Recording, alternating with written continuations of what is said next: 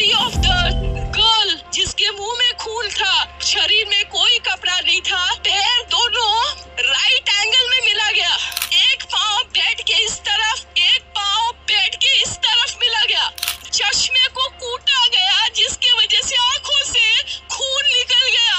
ला दबाकर मारा गया। इंडिया के कोलकाता शहर में 9 अगस्त 2024 की सुबह एक ऐसी खबर सामने आती है जो पूरे देश को हिलाकर रख देती है। ये खबर थी एक 31 साल की महिला डॉक्टर की, जो कोलकाता के RG Kar medical college and hospital में अपनी ट्रेनिंग कर रही थी। हॉस्पिटल जैसे सुरक्षित माने जाने वाले जगह पर इस महिला डॉक्टर का मर्डर एंड रेप होना काफी चौंकाने वाला था। इस घटना का खुलासा तब हुआ जब डॉक्टर के डेथ बॉडी का पोस्टमार्टम किया गया। इस रिपोर्ट ने लोगों की रूह तक को हिला दिया, क्योंकि यह मामला सिर्फ एक मर्डर का नहीं था, बल्कि इससे कहीं ज्यादा खौफनाक केस था।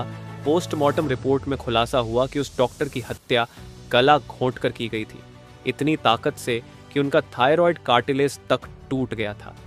इस हत्या के पहले डॉक्टर ने अपनी जान बचाने के लिए कोशिश किया था।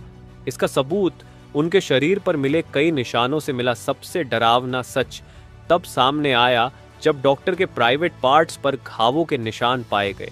इससे साफ हुआ कि यह सिर्फ मर्डर का मामला नहीं था, बल्कि ये रेप के बाद किया गया एक खौफनाक हत्याकांड था। हॉस्पिटल के परिसर में इतनी बड़ी घटना हो जाती है और किसी को कान खबर तक नहीं होती। क्या उस रात कुछ ऐसा हुआ था जिसे जानकर आप गुस्से से बौखला जाओगे? क्या वहां कोई और था जिसने इस क्रूर घटना को अंजाम दिया? और अगर था तो आखिर कौन था? इन्हीं सवालों के जवाब खोजते हुए हम आज की इस वीडियो में आपको बताएंगे कि आखिर क्या हुआ था उस रात इस मेडिकल कॉलेज के शांत माने जाने वाले परिसर में। जब आपको सच का सामना होगा तो यकीन मानिए आपके भी रोंगटे खड़े हो जाएंगे। Guys, before starting this video let me tell you कि मैं यहाँ पर उन फीमेल डॉक्टर को श्रुति नाम से रेफर करने वाला हूँ, एंड ये उनका रियल नेम नहीं है। सो कंफ्यूज मत होना। श्रुति एक जूनियर डॉक्टर जो कि कोलकाता के RG Kar medical college and hospital से अपनी डॉक्टर की ट्रेनिंग ले रही थी 8 अगस्त 2024 को। और दिन की तरह श्रुति अपनी नाइट शिफ्ट पर होती है और वह अपनी जॉब कर रही होती है। तभी रात के 11 बजे उन्हें अपनी मदर का फोन आता है, जैसे कि हर दिन आता था, क्योंकि पेरेंट्स को तो अपने बच्चों की चिंता हमेशा होती है। श्रुति की मदर उनसे पूछती है कि क्या तुमने खाना खा लिया और तबीयत वगैरह तो ठीक है तुम्हारी? जिसके रिप्लाई में श्रुति बोलती है कि उनकी तबीयत एकदम ठीक है और वो बस अभी कुछ पेशेंट्स को देखने जा रही है, जिसके बाद वो अपने कलीग्स के साथ बैठकर खाना खाएंगे। अपनी मदर से बात करने के बाद श्रुति पेशेंट्स को देखने राउंड पर निकल जाती है। सारे पेशेंट्स को देखने में और अपना काम खत्म करने में श्रुति को रात के 2 बज जाते हैं, जिसके बाद वो अपने कलीग्स के साथ जाकर हॉस्पिटल कैंटीन में ही बैठ जाती है, जहां मिलकर ये लोग अपना खाना भी खाते हैं और साथ साथ थोड़ी बातें भी करते हैं। खाना खाते खाते और बात करते हुए रात के 3 बज जाते हैं और इस वक्त श्रुति थोड़ी थकान सी फील कर रही होती है, तो वो अपनी थकान दूर करने के लिए इस हॉस्पिटल के 4th फ्लोर में बने सेमिनार हॉल में जाकर रेस्ट करने लगती है। श्रुति के रेस्ट करते करते सुबह के 7:30 बज जाते हैं, पर वो तब भी इस सेमिनार हॉल से बाहर नहीं आती, जो कि काफ़ी ज़्यादा अनयूजुअल था, क्योंकि श्रुति कभी भी आधे 1 घंटे से ज़्यादा का ब्रेक नहीं लेती थी। हॉस्पिटल का एक वर्कर जो कि सुबह की शिफ्ट स्टार्ट होने से पहले हॉस्पिटल के सारे रूम्स को चेक कर रहा होता है, और वो ऐसे ही सारे रूम्स को चेक करते हुए इस सेमिनार हॉल की तरफ आता है। जैसे ही वो सेमिनार हॉल के बाहर आकर उसका गेट खोलता है, उसकी आंखों के सामने होता है एक भयानक नज़ारा, जिसे देखकर वो बहुत जोर से चीख पड़ता है। इस वर्कर की चीख सुनकर आसपास के लोग वहां इकट्ठा होने लगते हैं और देखते हैं कि सेमिनार हॉल के अंदर श्रुति की बॉडी बिना कपड़ों के पड़ी हुई है और उसके बॉडी पर कुछ ब्लड के निशान भी हैं। यहाँ खड़े सब लोगों के लिए ये एक ट्रामा से कम नहीं था, स्पेशली दूसरी फीमेल डॉक्टर्स एंड वर्कर्स के लिए, क्योंकि उन्होंने अपनी आंखों के सामने ऐसा नज़ारा पहली बार देखा था। वो भी हॉस्पिटल प्रेमिसेस के अंदर श्रुति की बॉडी को देखकर आसपास खड़े सारे लोग उसे एक स्ट्रेचर पर लेटते हैं और इमरजेंसी रूम में लेकर जाते हैं ताकि डॉक्टर्स उसकी कुछ हेल्प कर सकें। काफ़ी देर तक डॉक्टर्स के स्ट्रगल करने के बाद भी एट द एंड श्रुति कुछ घंटों के बाद अपना दम तोड़ देती है।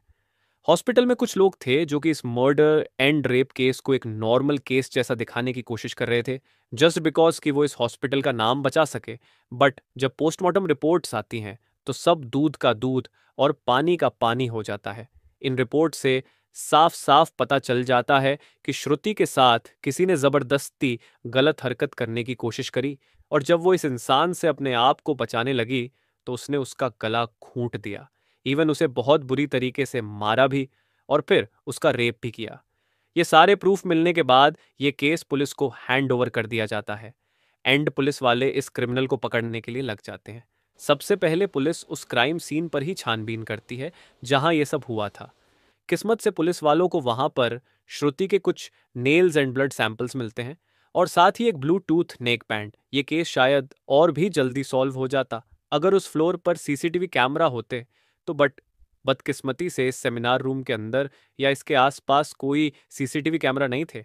लेकिन जिस रास्ते से इस फ्लोर पर एंटर करा जाता था वहां पर कुछ सीसीटीवी कैमरा थे। पुलिस वाले इन सीसीटीवी कैमरा में सुबह के 3 बजे से 8 बजे के बीच की रिकॉर्डिंग चेक करते हैं कि इतने टाइम के बीच कितने लोग इस फ्लोर पर आए और गए थे। इन सीसीटीवी फुटेजेस को चेक करने के बाद ये पता चलता है कि टोटल 6 लोग इस फ्लोर पर आए और गए थे। ये पता लगने के बाद पुलिस वाले एक एक करके इन 6 लोगों को पूछताछ के लिए बुलाते हैं कि वो लोग वहां पर उस टाइम क्या कर रहे थे। और इन लोगों को इस बीच यहाँ कुछ भी अजीब दिखा कि नहीं, इन लोगों से पूछताछ के दौरान पुलिस वाले उनके फ़ोन का ब्लूटूथ भी ऑन करके चेक करते हैं कि जो ब्लूटूथ हेडसेट उन्हें मिला था वो इनमें से किसका था। क्योंकि आपको पता होगा ही कि एक बार अगर आप किसी ब्लूटूथ डिवाइस से अपना फ़ोन पेयर करते हो तो अगली बार वो उससे ईजीली कनेक्ट हो जाता है। और फाइनली पुलिस वालों की ये ट्रिक काम भी आती है, क्योंकि ये ब्लूटूथ नेक बैंड इन 6 लोगों में से एक आदमी के फ़ोन से कनेक्ट हो जाता है, जिसका नाम था संजय रॉय, जो कि एक सिविल वॉलंटियर था। सिविल वॉलंटियर वो लोग होते हैं जो कि पुलिस के अंडर काम करते हैं और उनकी हेल्प करते हैं छोटे मोटे कामों को मैनेज करने में। लाइक आपने बहुत सारे फेस्टिवल्स अनऑथराइज्ड पार्किंग या भीड़ भाड़ वाले एरिया में देखा होगा कि कुछ ब्लू कलर की यूनिफॉर्म्स पहनकर ऑफिसर्स खड़े रहते हैं, जिनका काम होता है कि विदाउट एनी रीज़न कहीं पर भी ज़्यादा क्राउड इकट्ठा ना हो। तो अब पुलिस वालों को अपना पहला कातिल मिल चुका था, जिसके बाद वो संजय रॉय से और गुस्से से पेश आने लगते हैं। बट संजय पुलिस वालों की किसी बात का भी जवाब नहीं दे रहा होता, क्योंकि वो काफी ज्यादा नशे की हालत में था। इस बीच पुलिस वाले संजय का फोन भी चेक करते हैं, जिसमें उन्हें भर भर के पोर्नोग्राफिक कंटेंट मिलता है, जिससे उनका शक यकीन में बदल चुका था कि संजय ही श्रुति के मर्डर का मेन कल्प्रीट है। इसके बाद पुलिस वाले संजय रॉय को और ज्यादा डराने लगते हैं एंड फाइनली वो डर कर अपना गुनाह कबूल भी कर लेता है कि उसने ही श्रुति को मारा है और उसका रेप किया है। ये पता लगते ही कुछ पुलिस वाले और प्रूफ्स कलेक्ट करने संजय रॉय के घर जाते हैं, जहां पर उन्हें एक शू मिलता है जिसके ऊपर कुछ खून जैसे ही धब्बे थे। तो पुलिस वाले उसका सैंपल कलेक्ट कर लेते हैं। थोड़ी और तलाशी लेने पर पुलिस वालों को संजय के घर के बाहर कुछ कपड़े सूखते हुए दिखते हैं, और ये वही कपड़े थे जो कि उस दिन संजय ने पहने थे, क्योंकि ये सब सीसीटीवी कैमरा में कैप्चर हो गया था, जिससे जाहिर था कि संजय ये प्रूफ मिटाने की भी कोशिश कर रहा था। बट जब संजय को पूछताछ के लिए पुलिस स्टेशन में लाया गया था, उस वक्त वो काफी ज्यादा नशे की हालत में था। तो क्या वो ये सब बस इसलिए कर रहा था ताकि उसे कम सजा मिले, जस्ट बिकॉज वो उस वक्त नशे में था? बाद में जब पुलिस वाले उस शू पर लगे ब्लड सैंपल्स को चेक करवाते हैं तो वो भी श्रुति के ब्लड से मैच हो जाता है, which was a solid proof against him. इन सारी रिपोर्ट्स एंड डिटेल्स को एक साथ कंबाइन करके पुलिस वालों को पता चलता है कि उस रात संजय रॉय काफी ज्यादा नशे की हालत में था और वो रात के 11 बजे हॉस्पिटल में एंटर करता है।